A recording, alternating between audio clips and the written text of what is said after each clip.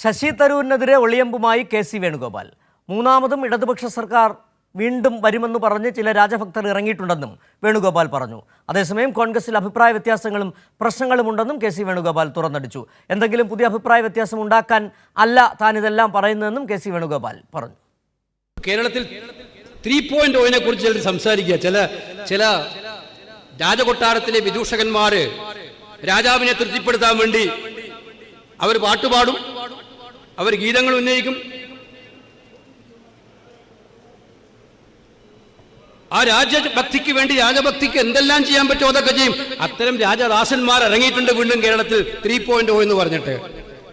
ഇങ്ങനെ വിമർശിച്ചാണ് ഈ പാർട്ടി ശക്തിപ്പെട്ട് മുന്നോട്ട് പോയത്. അതുകൊണ്ട് ആ രീതിയിൽ തന്നെ നമ്മൾ മുന്നോട്ട് പോകും. നമ്മൾ ഒറ്റക്കെട്ട അഭിപ്രായ വ്യത്യാസങ്ങൾ ഉണ്ടാകുമായിരിക്കും, പരിഹരിക്കും, ഒന്നിച്ചിരിക്കും, കൂട്ടായി യോജിക്കും, ഒന്നിച്ച് മുന്നോട്ട് പോകും. നമുക്ക് ഒറ്റ ലക്ഷ്യമാകുന്നുണ്ട്.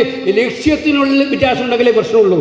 എവിടെയെങ്കിലും ലക്ഷ്യം പിഴക്കുന്നുണ്ടോ നോക്കിയാൽ മതി. ലക്ഷ്യത്തിൽ വ്യത്യാസമില്ലെങ്കിൽ ഈ കൊച്ചു അഭിപ്രായ വ്യത്യാസങ്ങളൊന്നും ഒരു ചലനവും ഉണ്ടാക്കാൻ വേണ്ടി പോകുന്നില്ല. മാത്രമല്ല എന്ന് വെച്ച് ഞാൻ അഭിപ്രായ വ്യത്യാസം ഉണ്ടാക്കാൻ പറയല്ലേ കേട്ടോ, അതല്ല,